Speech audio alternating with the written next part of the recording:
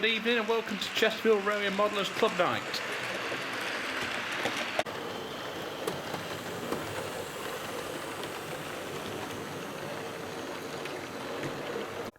Well, here's my latest purchase. This is a Heljan 03, which I'm going to do a little bit of renumbering and probably a bit of weathering and modifying tonight on the club. And also, I'm going to get this O-gauge diesel depot a little bit closer to being finished. I've got some Slater's plasticard to put on that. Well, it's a bit of a long shot, but if anybody out there is fancying a DJH kit of a G5, we have one here at the club to sell. Had a look on DJH's website, and these are about £500. So if anybody was interested in this, sensible offers please. Best to contact us through either our Facebook page or the website, which is Chesterfield Railway Modellers. I'm sure you'll find it. Sensible offers. I think it's all complete. Are you happy to have a look? It's a starter kit. There's the instructions there. Really nice instructions actually. The history on the locomotive, full colour. So anyway, you probably know more about it than me if you're interested in that, so contact us and make us a sensible offer. So this basic shell of an engine shed is going to get some plastic sheeting put on the side of the roofs, which is from Slater's plasticard, 84 sheets. Just cut those, paint them, stick them on the side. They're just test pieces, those. Along the edge and on the roof, and then we can start putting some vents on and detailing and get that looking a little bit better than it does. It's quite a big thing. It's mostly made of foam board, which is from Hobbycraft. It's like paper sandwiched with foam in the middle. It's just like big sheets you can get, and it's just cut and scored. It's just that shape really. On the ends here I've used Heljan engine shed parts. They do a full-size O-gauge engine shed, and it's all glass. I've actually painted over some of this because I didn't want it to look too see-through like a greenhouse, which I think although it's correct, it wasn't for me. So I just bought these end sections. You can get these separately. They sell extension pieces, so you can scratch build the existing shed. But you can get these end pieces. You get 3 in a pack, and I paid £18.99, I think. Didn't need any sides because I was going to do the sides myself, so this whole build will only cost, I don't know, 30-40 quid I suppose when it's done. I've roughly done some plastic girders on the inside, not all the way, because then it's going to be in darkness, you're not going to see most of that, especially when the doors are down, which again is the Slater's plasticard, which I'm going to put some stripes on there and glue it properly, make it look better than that. The most important thing is to keep the cost down on this, because you can really spend a fortune on O-gauge, and as it's club layout, trying to keep the cost down as much as possible. The first job is to measure the size I need to cut, and cut these A4 sheets into some more manageable sections. So 3 sections just cut out. I'm going to stick those along the edge there, and then they'll get painted grey. There's gutters and downpipes and things to go on as well.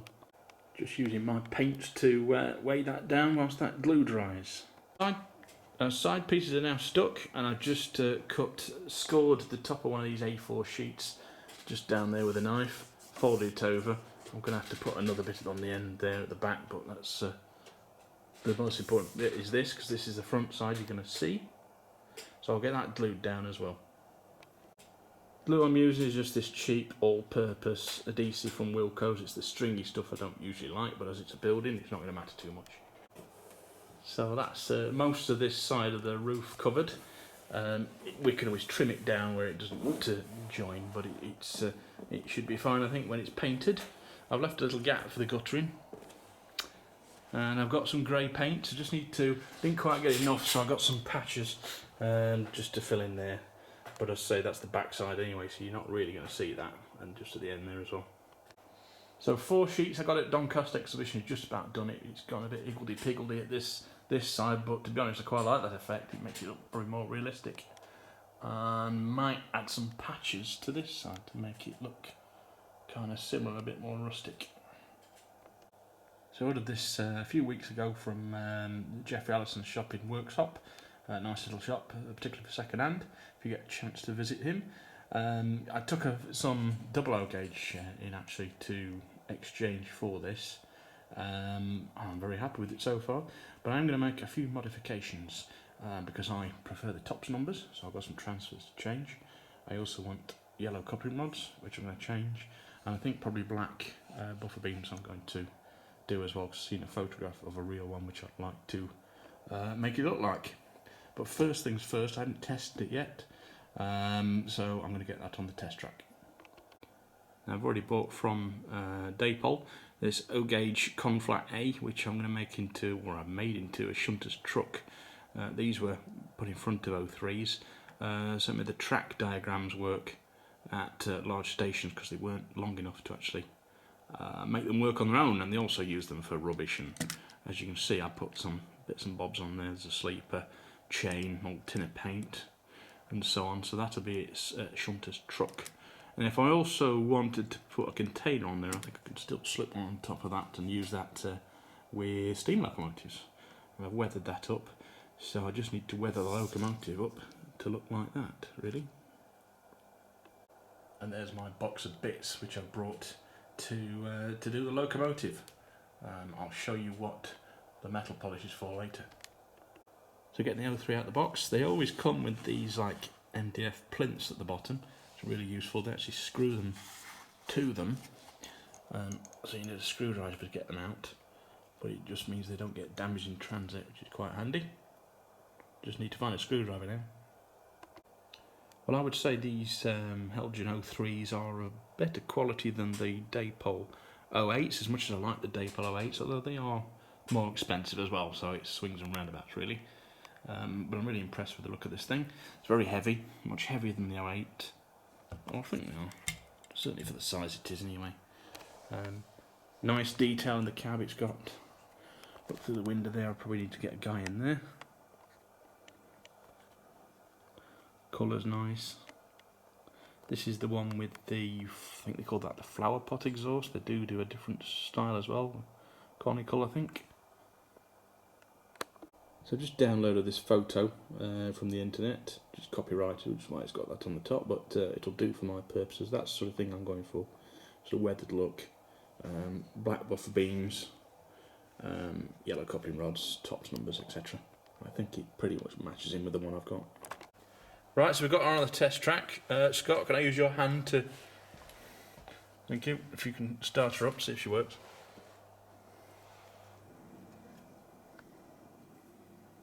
There we go. Nice and smooth.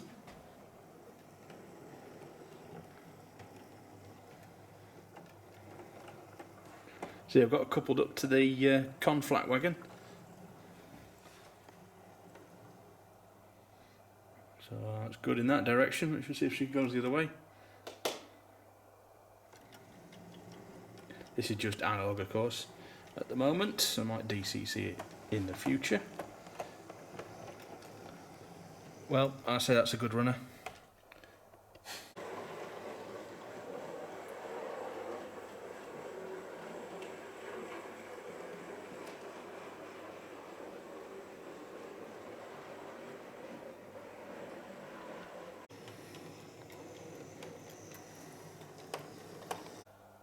It runs quite well, particularly as we're using this antique from Hornby Railways. God knows what year this is from. I think 1980s.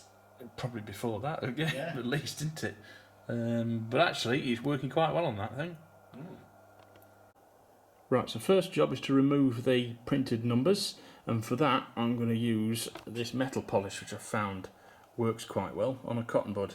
A lot of people use T-cut and things like that, but I've just found this at home. It's one of those cheap things. It's been in the cupboard for years because it's kind of rusty. But I was just experimenting with it the other day, and it seemed to work very well on a Bachmann 37, so hopefully it'll take those numbers off quite well as well. So I've got a little bit of this metal polish. It's a bit like Brasso. I'm just going to let it work into the number, leave it for a few minutes, and that should come off quite nicely. So I've left that metal polish on for probably 5 minutes or so. It has actually loosened it up a little bit. although I must admit it was better on the Bachmann model. So just to remove it now, I'm just using a fibre pen, rubbing off, and it's coming off quite well now. So all removed now. That was on a lot better than I thought they were. Heljan transfers are quite good, so it took a bit of scrubbing, but they're off now, and I'll get the replacement transfers put on. So we're using these water slide transfers. These are from Fox Transfers. They come in these sets, which I'm just going to cut out the numbers I need. Water soluble, of course, put those in a bit of water for a few seconds, and then they just slide off onto the model. So we've got the letters in a little bit of water there, just soaking. I'm using Microsol, which is an American product, which just softens the decals and lets them, it gives you painted on look, as it says on the tin. So just put a little bit of that underneath, just slide the transfers on top of that, and then maybe paint a bit on top as well, just to finish it off. So I'm just laying the numbers on the side of the cab there whilst they're still wet, and then just gently easing them off with a scalpel blade, and with the Microsol underneath it'll still move into position without sticking down, so you still move them around. Well, that's the new transfers on. That just needs to dry now, and I need to do the other side. Just whilst I'm working on this side, I'm just going to put a little bit of yellow paint on the coupling rods. I'm using Phoenix Precision Warning Power Yellow. Just being careful not to put it where the joints are, which will probably be oily anyway, and when it's weathered it should blend it in quite nicely. I'm also painting the buffer rings black to match the prototype. These varied in service, sometimes they were yellow, sometimes they were black, and sometimes the coupling rods were even red as well, so just a bit of variety. So one more thing I'm going to do with the black paint before I put it away is just to paint the metal wheel rims, because it's sort of a pet hate of mine, because they should be really painted over black where it works, so I'll get that done now as well.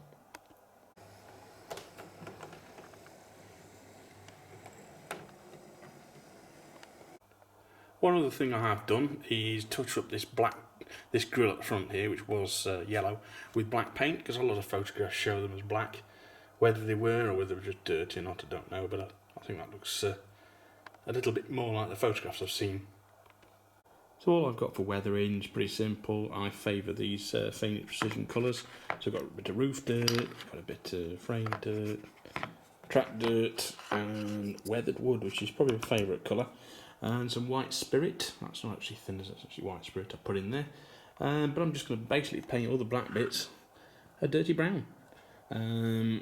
Thicker on the black bits, and then on the blue bits I'm going to thin it down with the white spirit, let it go into all the cracks and things.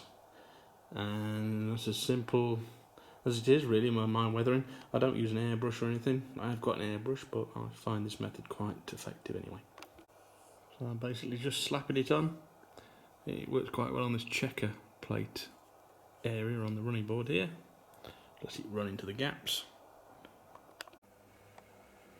So Scott's brought his Heljan 25-1 in weathered condition.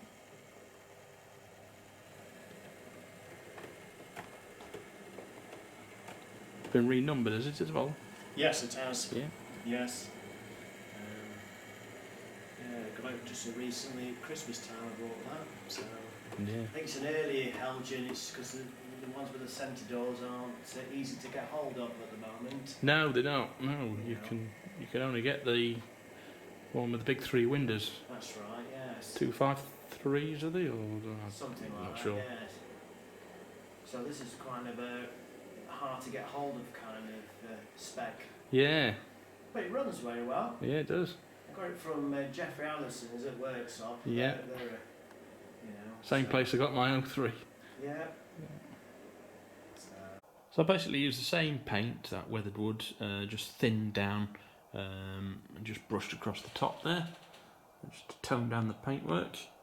And also on all the blue bits and the yellow ends actually, just really thinned down, so it's just made into a wash really, just to give a thin coat of muck. And it's also run into these gaps and the vents on the side. So I'll let that dry. I'll turn the wheels and make sure I've not missed anywhere.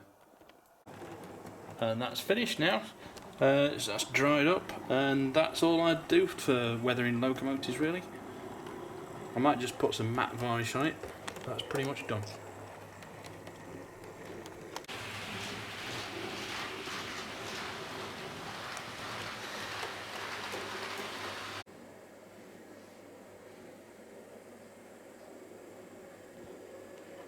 Yeah, so we're slowly getting a collection of diesels to go on this layout that we're building.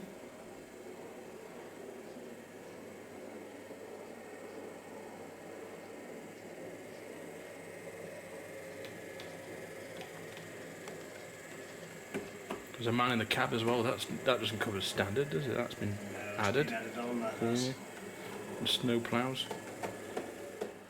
I think they've been added on as well, to be fair. Yeah. I think there's also some people in the back as well, on both ends. Yeah.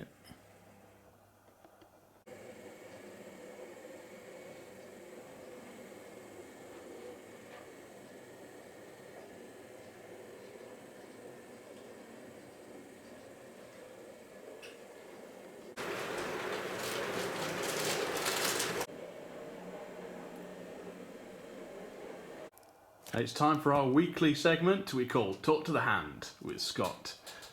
Scott's got a new purchase from, I don't know where you got this from, it's not obvious. It's from eBay, actually. Yes. Bonjour, as they would say. Okay, there's a clue as to what it is. Well, I've been wanting one of these as a, well, as long as a kid, really. Well, you've not opened it, so I hope it's right.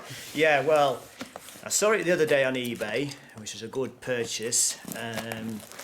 But as I said, I've been wanting one as a kid, but never really found a complete or a lengthy one to find. I mean, I hope it works, but I'm being led to believe it was.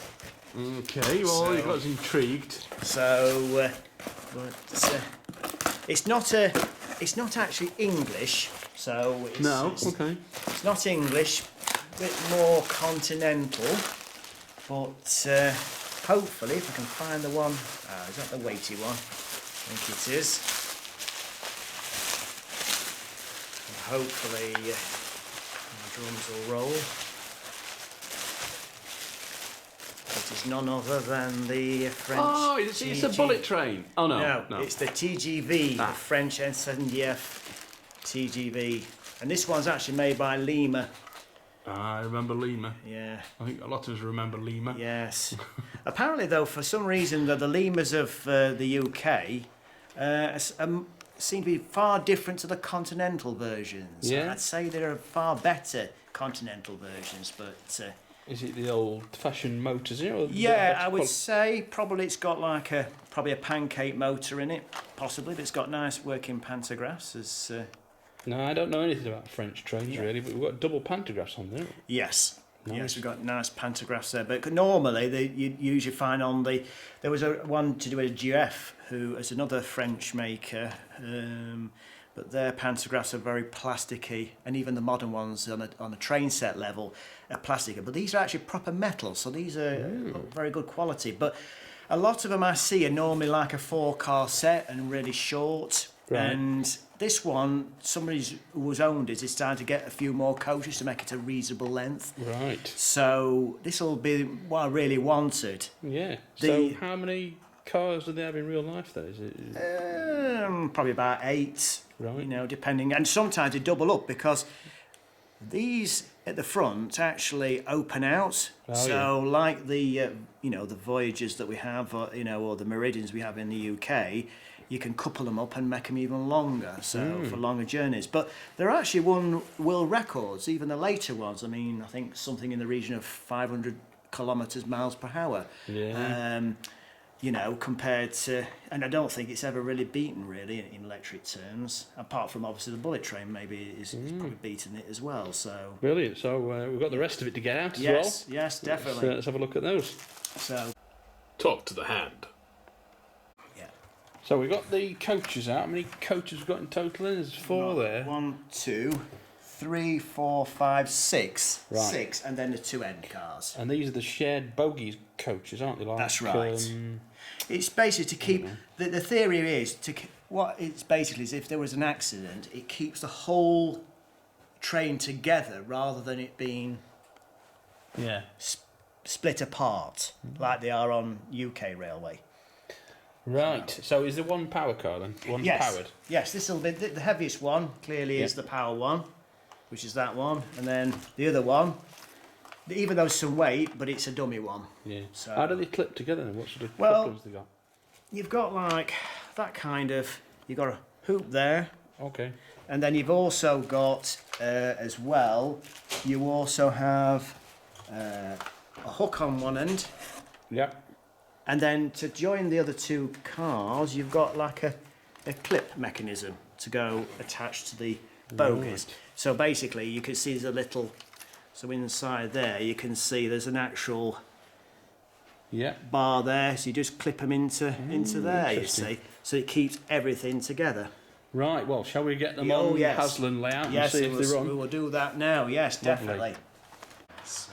Now, Scott, do you know what order to put the coaches in? Yeah, it's a bit like Crichton Factor. Once you've because you've got a hook and a hoop and. Well, we've got a restaurant car somewhere, haven't we? Yeah, so that's going to have to go. Oh, that's the restaurant car. So we'll put that in there, I think. Somebody on here will tell you in the comments that you're wrong, you know. Yes, I know. There'll always be one anorak person in there that will say, "Oh no, it's not right," but I'm not bothered. But I do know that. But looking at that, that's second. So we know that's second. So we know that's going to be there. We've got first, so that'll be first. So we're all right here. You got second. And I would say second. So we actually. Oh, there's another second. Oh, there's no wheels on that one. Oh no, there isn't. Maybe.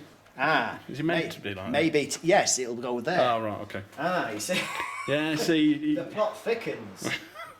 Even though it's Italian made, I could like say it's a French thing, but it's not. It's made in Italy, Lima. So, but if we keep on going, we should. Yes. So. That'll be there. Tell you what, we'll come back later when we've sussed it out.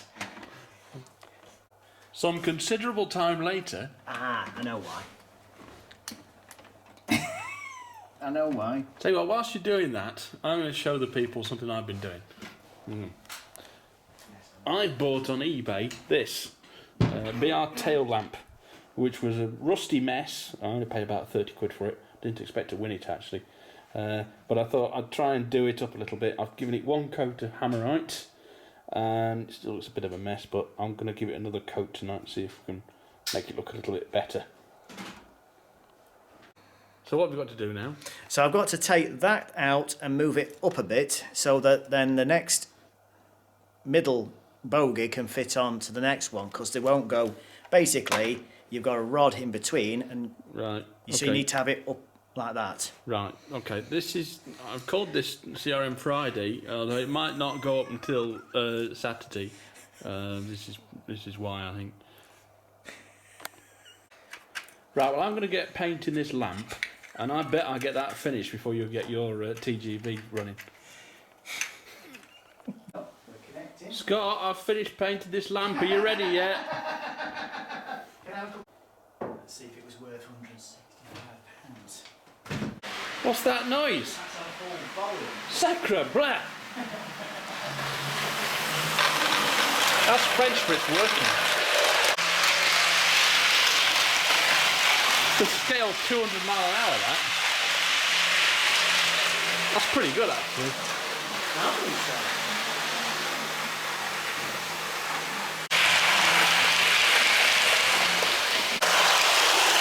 How's it working, Scott? There's no wires up.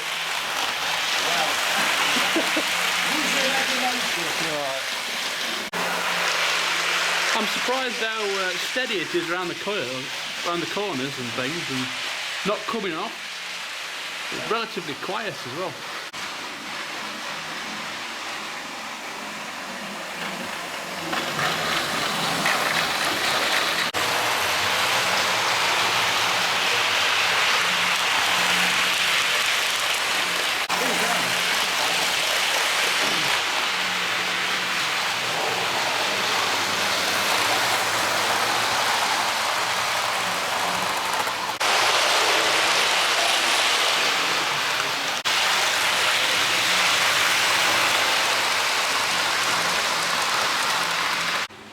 So that's all for this time from C.R.M. Friday. Please subscribe, comment below, and we'll see you next time. Bye bye for now.